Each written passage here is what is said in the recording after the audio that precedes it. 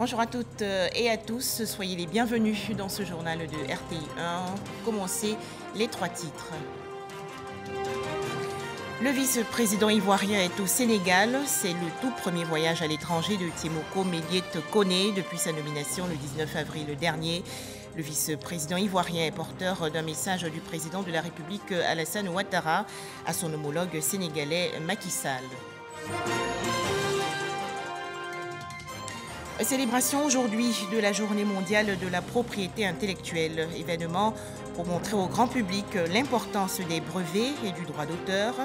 En Côte d'Ivoire, des actions pour encourager les élèves et étudiants à s'intéresser à l'invention.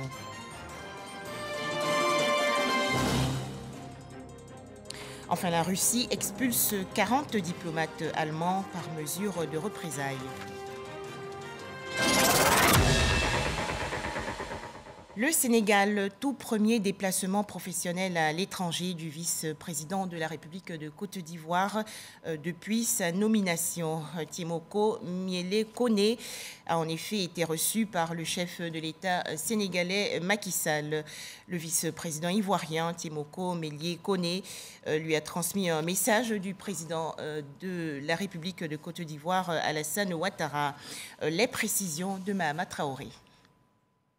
Arrivé au palais de la République du Sénégal, Tiemoko Méliès Koné reçoit un accueil cordial de Macky Sall, le chef de l'État sénégalais. Monsieur le Président, comment vous allez? Ça va bien, Monsieur le Président. Félicitations. Merci beaucoup. Je vous accompagne. Merci beaucoup. Passé ces instants de félicitations, place au premier entretien officiel du vice-président de la République. Tiemoko Méliès Koné est porteur d'un message du président de la République Alassane Ouattara à l'attention de son homologue sénégalais Macky Sall. C'est également le lieu pour l'ex-gouverneur de la Banque centrale de témoigner sa reconnaissance au président sénégalais. Avant ma nomination, j'étais ici au Sénégal et il était normal que j'en profite pour venir dire, comme on le dit chez nous, demander la route à celui qui m'a hébergé, accueilli pendant tout ce temps. Je repars à Abidjan et pour occuper les fonctions qui viennent de m'être assignées. Le défi, c'est d'aider, assister le président pour poursuivre la construction du pays. Nommé le 19 avril dernier aux fonctions de vice-président de la République de Côte d'Ivoire, Tiemoko Méliès Koné a prêté serment le lendemain 20 avril, comme le prescrit la Constitution. C'est aujourd'hui la Journée mondiale de la propriété intellectuelle. Thème retenu pour cette année 2022, la propriété intellectuelle et la jeunesse. Innover pour un avenir meilleur. En Côte d'Ivoire, le gouvernement met l'accent sur la création de clubs d'inventeurs dans les établissements scolaires. Objectif, intéresser les élèves et étudiants à l'invention. Les détails, Lanciné Bakayoko. Propriété intellectuelle et jeunesse, innover pour un avenir meilleur. Pour 2022, c'est la vision développée par la communauté internationale dans le but de réarmer moralement la jeunesse, notamment africaine, en proie au doute. Mais c'est surtout une niche pour le gouvernement de Côte d'Ivoire en quête de nouveaux gisements d'emploi pour les jeunes. Nous prévoyons de créer, dès le second semestre de cette année 2022, des clubs d'inventeurs et d'innovateurs dans des collèges et lycées d'enseignement technique, ainsi que dans les universités et grandes écoles, disposant de filières en sciences et technologies. Les membres des différents clubs seront formés sur différentes thématiques en lien avec l'invention et l'innovation, la propriété intellectuelle et la valorisation des innovations. Des prix seront décernés chaque année aux clubs qui auront été capables d'inventer une technologie répondant à des besoins réels et ayant un fort potentiel commercial. Ces clubs devraient également bénéficier d'un encadrement et d'un accompagnement de l'Office ivoirien de la propriété intellectuelle, question de valoriser au mieux leurs inventions. Bien évidemment, cette activité se réalisera avec la collaboration des départements ministériels techniques concernés. Chers amis jeunes, vous êtes l'avenir de ce pays. Je vous invite à être les acteurs de la transformation du présent en un avenir radieux où il fera bon vivre pour vous, grâce à votre ingéniosité et à votre audace. Cette journée mondiale de la propriété intellectuelle a été instaurée en 2000 et est célébrée chaque 26 avril. Bientôt la création d'un observatoire national de la qualité des eaux en Côte d'Ivoire. C'est une initiative de l'Organisation des Nations Unies pour l'éducation, la science et la culture. Cet observatoire va donc gérer les risques sanitaires et environnementaux créés par les polluants émergents et eaux usées. Les explications de Pacom Didi et Jean Viadji. Un atelier sur la création de l'Observatoire national de la qualité des eaux en Côte d'Ivoire, une initiative de l'UNESCO dans le cadre de son programme hydraulique international. Des échanges accentués sur les polluants émergents dans la réutilisation des eaux usées dans les pays en développement. Cela pour aider ces pays à renforcer leurs capacités scientifiques, techniques et politiques en vue de gérer les risques sanitaires et environnementaux. Nous avons décidé de nous intéresser aux polluants émergents, car les polluants émergents sont une véritable menace, une menace environnementale, ça c'est facile à comprendre, une menace sanitaire, mais également une menace économique, parce qu'en fait cela a des effets négatifs sur l'envie pour les investisseurs de venir ici et puis sur des problèmes de production. Nous avons une proposition pour cet observatoire national de la qualité des eaux solide et élaboré d'une façon concertée, participative, ce qui est vraiment l'objectif que nous voulons avoir. Une activité qui a réuni les partenaires de l'eau en Côte d'Ivoire, l'université Nangui à Brogua, le ministère de l'Environnement et du Développement durable et celui de l'hydraulique. Le ministère de l'Environnement est un ministère transversal et les questions de l'eau ne peuvent être occultées de la politique environnementale en Côte d'Ivoire. Au nom du ministre de l'Environnement, je voudrais remercier les partenaires de l'UNESCO qui nous ont associés donc, à cette initiative. Au ministère de l'Environnement aussi, nous avons ce qu'on appelle le réseau national d'observation de la qualité des eaux. Mais cela ne suffit pas. L'Observatoire vient encore renforcer ce réseau, mais également aussi donner un poids plus important à la question de l'eau. L'amélioration de la qualité de l'eau, la gestion des eaux usées, la création d'une norme identique sur la qualité des eaux sont les résultats attendus. Toujours en Côte d'Ivoire, cet atelier initié récemment par le ministère de l'Hydraulique. Les travaux portent sur le programme Amélioration des techniques et finances du secteur de l'eau, l'APTF. Objectif, intégrer le genre dans ce projet pour permettre aux populations d'avoir accès à l'eau potable. Les explications de Patricia Etia. La dimension du genre est particulièrement pertinente dans le secteur eau et assainissement, dans la mesure où ce sont majoritairement les femmes et les jeunes filles qui sont chargées des tâches liées au transport, au stockage et à l'usage de l'eau. Ce projet APTF, il concerne les quartiers et sous-quartiers au niveau d'Abidjan dans un premier temps qui n'ont pas accès à l'eau potable et donc, je vais dire, qui vit au quotidien des problèmes d'eau. L'État de Côte d'Ivoire fait avancer les choses en matière de genre. Mais, comme je dis, il y a beaucoup à faire. Mais beaucoup à faire parce que la culture est très difficile à changer. Donc, il reste encore des zones de résistance. C'est pour cela que nous continuons de faire des formations dans tous les ministères pour que déjà dans les ministères, dans les administrations, la question du genre soit intégrée dans tous les projets pour que, au finish, les gens puissent bien s'accommoder avec le concept de genre. C'est en cela que dans la mise en œuvre du programme social du gouvernement, le ministère de l'Hydraulique a conçu le projet APTF qui vise à alimenter 155 sous-quartiers d'Abidjan. Dans ce projet, nous avons 880 km de réseau qui doit permettre de desservir ces 155 sous-quartiers.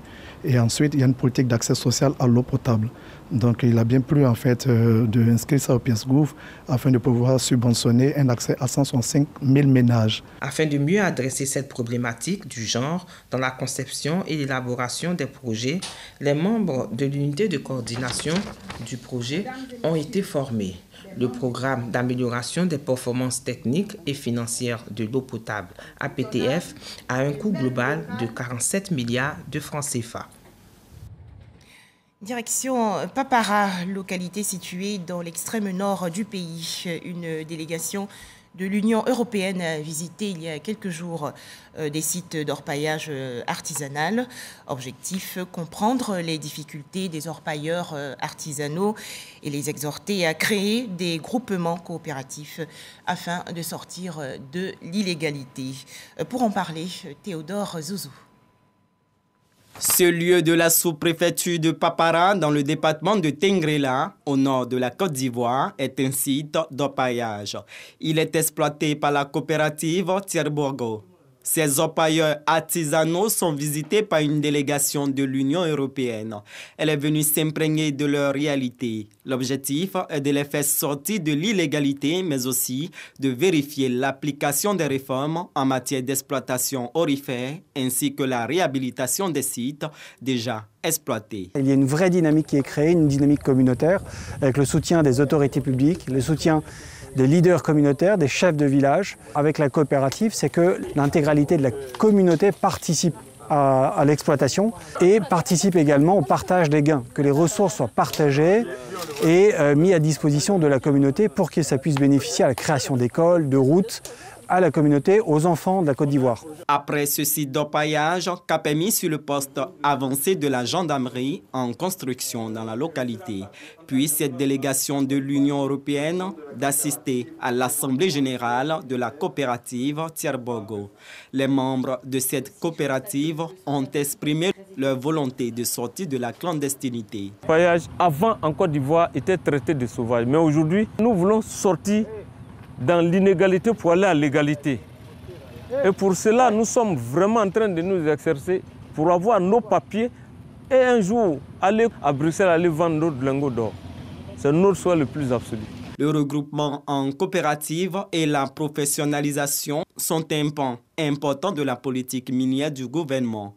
L'or, selon la délégation, est une ressource importante pour l'économie du pays.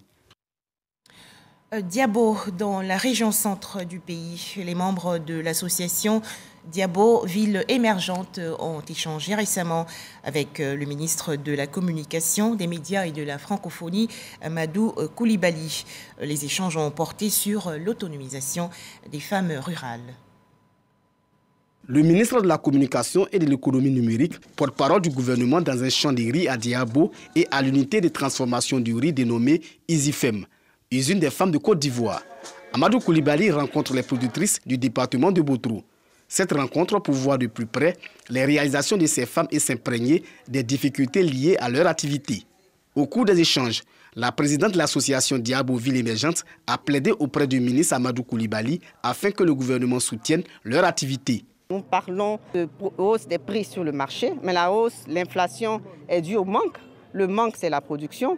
Ici, nous avons la terre, il pleut, nous avons un barrage. Nous nous demandons juste quelques moyens pour pouvoir produire maximum pour devenir le grenier du département de Botrou, le grenier de la région du Becker. Et nous avons besoin d'outils, nous avons besoin de machines, nous avons besoin de formation, nous avons besoin d'accompagnement financier, nous avons besoin d'infrastructures. Le ministre de la Communication et de l'économie numérique salue le dynamisme des femmes et exhorte les responsables de l'association Diabo Ville Émergente à prendre attache avec l'État du Côte d'Ivoire afin de bénéficier d'un accompagnement.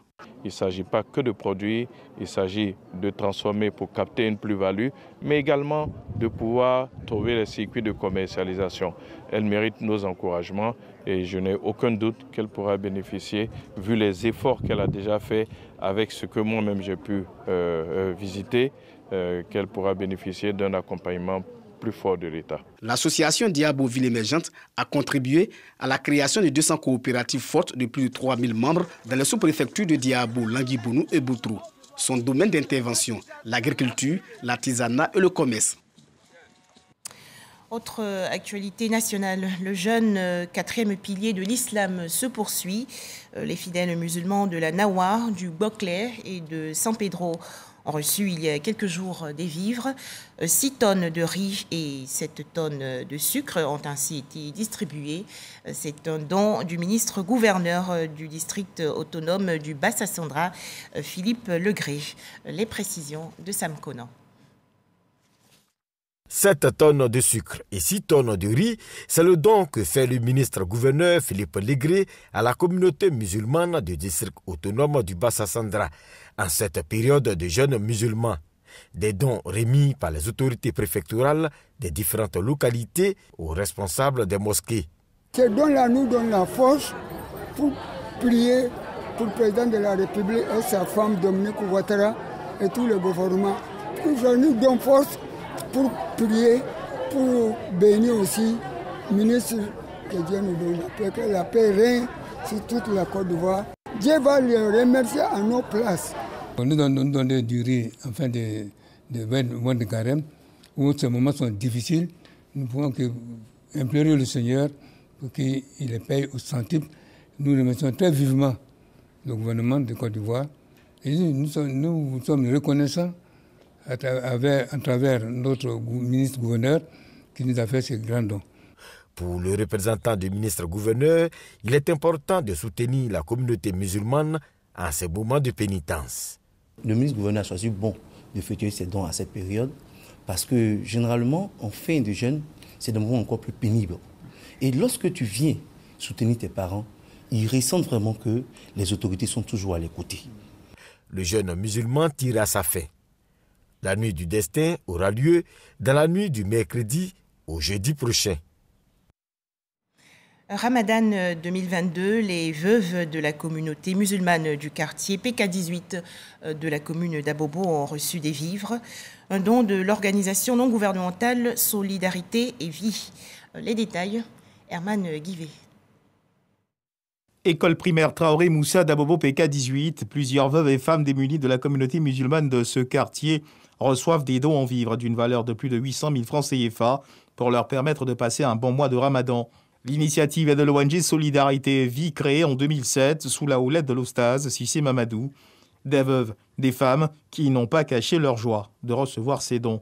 Nous remercions ces donateurs-là qui nous ont fait ces nombreux dons dans ce mois béni de Ramadan. Nous remercions également le Cheikh Sissé pour ses dons aussi. Qu'Allah mette la baraka dans l'ONG, qu'il fasse prospérer l'ONG et longue vie à cette ONG. Plus qu'un geste de solidarité, un acte de lutte contre la pauvreté, l'ONG Solidarité et Vie n'en est pas à sa première action. Elle entend multiplier ce type d'initiative. Nous sommes là aujourd'hui à Bobo PK18 pour mettre la joie dans le cœur de nos mamans qui ont besoin vraiment d'assistance. Nous avons porté des kits alimentaires, sucre, huile et du riz d'une valeur de plus de presque 1 million pour mettre de la joie dans le cœur de nos mamans. Et aussi chaque ONG fait la même chose. Vous allez voir que nous allons lutter contre la mendicité et la pauvreté. L'ONG Solidarité et Vie entend étendre cette chaîne de solidarité aux villes de Lakota, Diego-Nefla, Oumé, Gagnoa et Odiéné les jours à venir. Un petit tour à présent dans la région centre du pays. Le programme de développement du président de la République, Alassane Ouattara, a permis au village de Srakakro de sortir de la léthargie.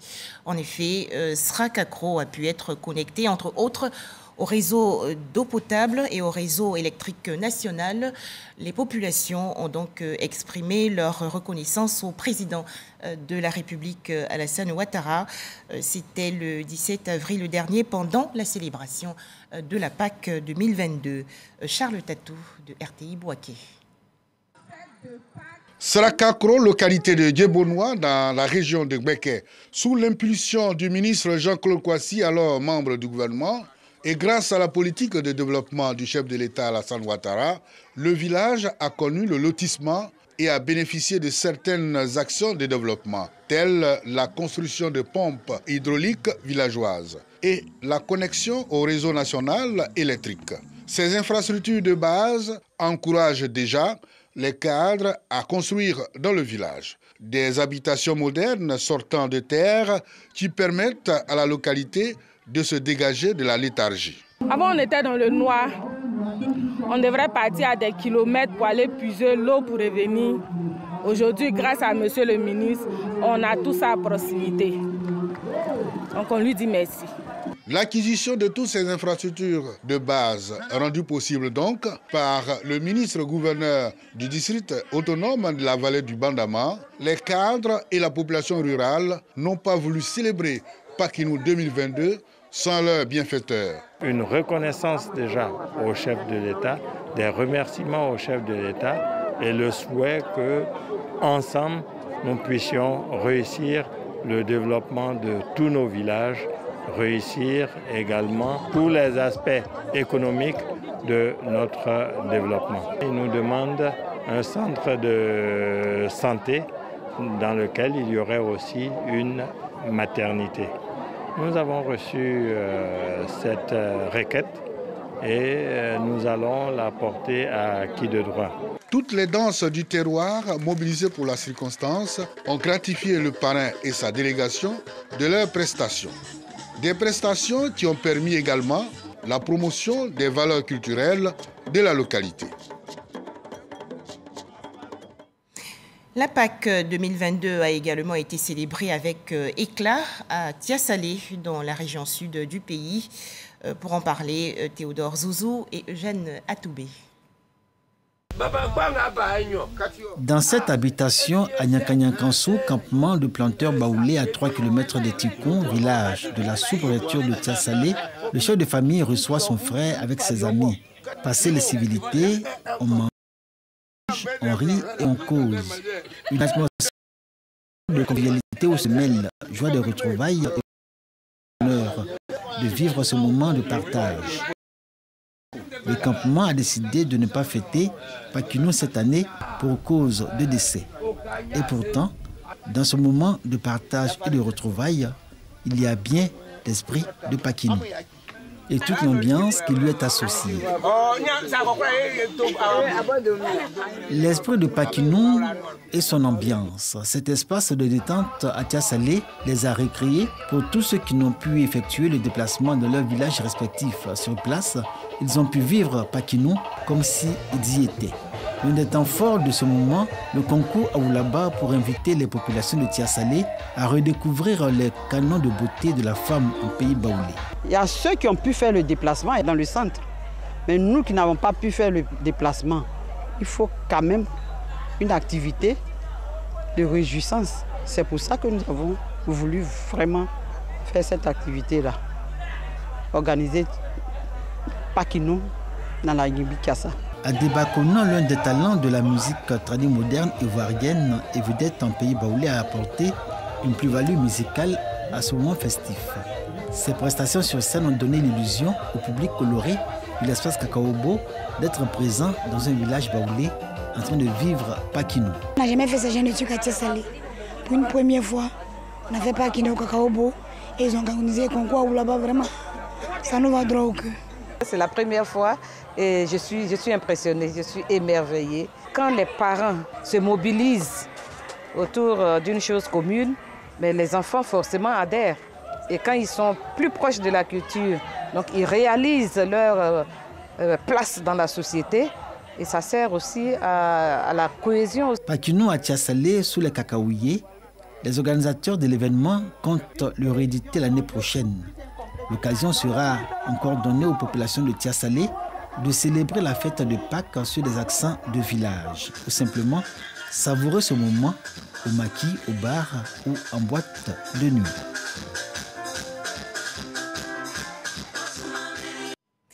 Et dans le cadre de la Pâques 2022, une vaste campagne de vaccination pour protéger les populations, notamment les voyageurs, pendant leur déplacement massif. Les précisions de Didier Nguessan.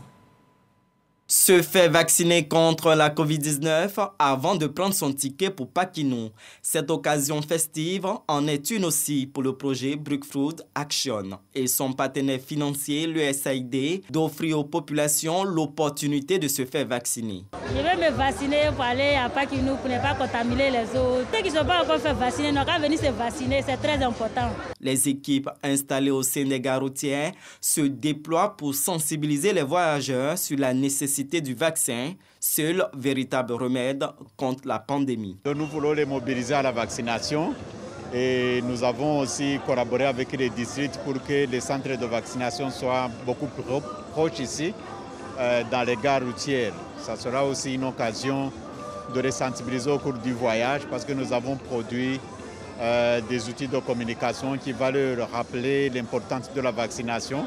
Cette campagne de vaccination cible par jour 4200 voyageurs et accompagnateurs, personnel des compagnies et commerçants riverains. Vaccinés contre le coronavirus, nous sommes protégés contre la maladie, mais respectons également les gestes barrières.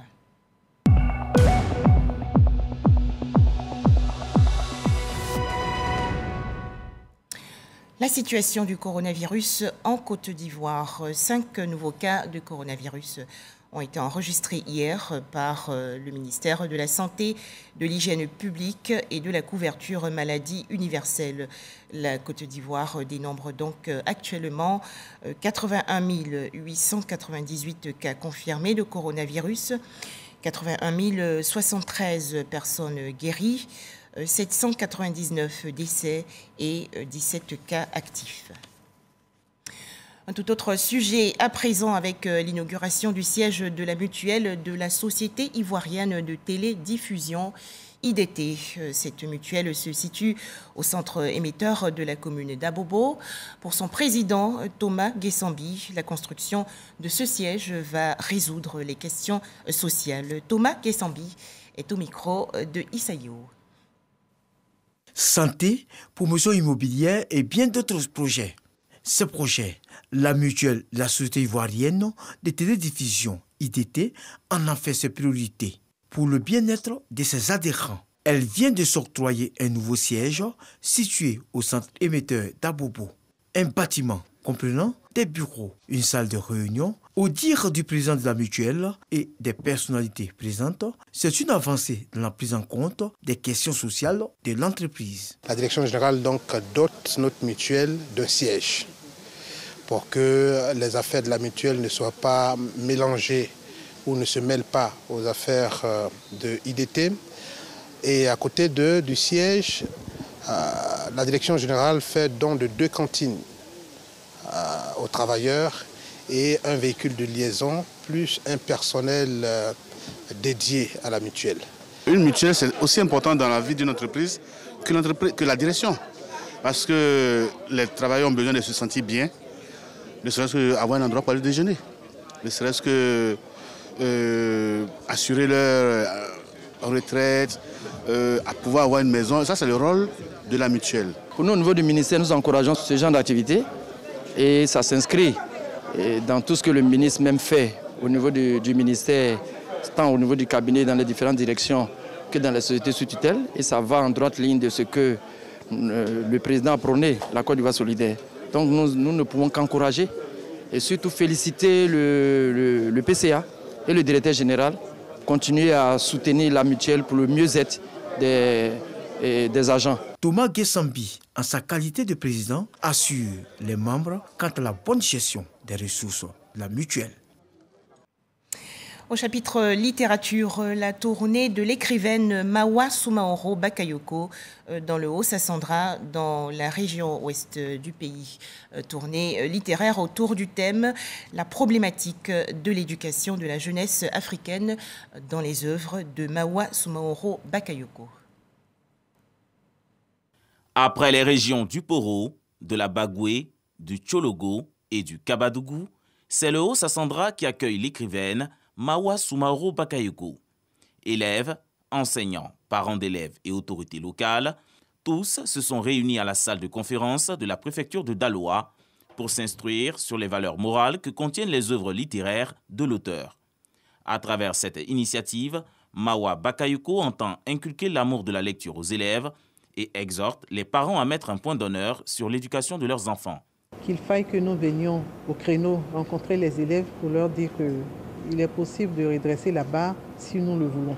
Et je le raconte à souhait, je le dis, les meilleurs sont ceux qui lisent. Parce qu'en lisant, vous endossez la vie de quelqu'un d'autre. À travers les écrits de quelqu'un d'autre, vous avez le bonheur de vivre les déboires et de trouver les solutions à vos propres déboires. Et donc la solution, je ne dirais pas miracle, mais la solution la meilleure aujourd'hui pour ces enfants-là, c'est d'ouvrir les livres et puis de fermer un peu plus les portails. Le premier apprentissage, le meilleur apprentissage se fait d'abord à la maison.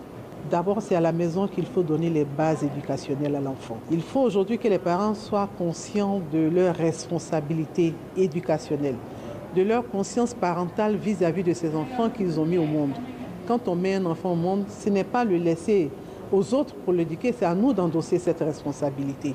Le directeur régional de l'éducation nationale et de l'alphabétisation du Haut-Sassandra, parrain de la cérémonie, s'est réjoui de la présence bénéfique de l'écrivaine pour les acteurs du système éducatif de la localité. Le livre est un moyen, est un élément qui permet de rehausser les niveaux de nos enfants. Dans la cérémonie elle-même, je pense que ça a été un coup vraiment de maître de la part de l'écrivaine Mawa S. Bakayoko. Je suis convaincu qu'avec ces actions qu'elle va mener dans les établissements, ces actions contribueront à améliorer la qualité de nos élèves dans le Haut-Sassandra. L'escale de Daloa, l'occasion de dédicacer ses ouvrages. Sous le joug du Dangadé, la rébellion des Antilles, les écueils de l'immigration ou encore Chroniques étranges d'Afrique sont entre autres les œuvres appartenant aux 9 productions littéraires de Mawa Bakayoko. L'auteur envisage d'autres tournées dans le reste des régions du pays. Enfin, réponse du berger à la bergère. La Russie a annoncé hier l'expulsion de 40 diplomates allemands, et cela en représailles à une mesure similaire prise il y a quelques jours par l'Allemagne à la suite de l'offensive russe en Ukraine. Et c'est l'affaire de ce journal. Merci de nous avoir suivis. D'autres informations sur notre site rti.ci.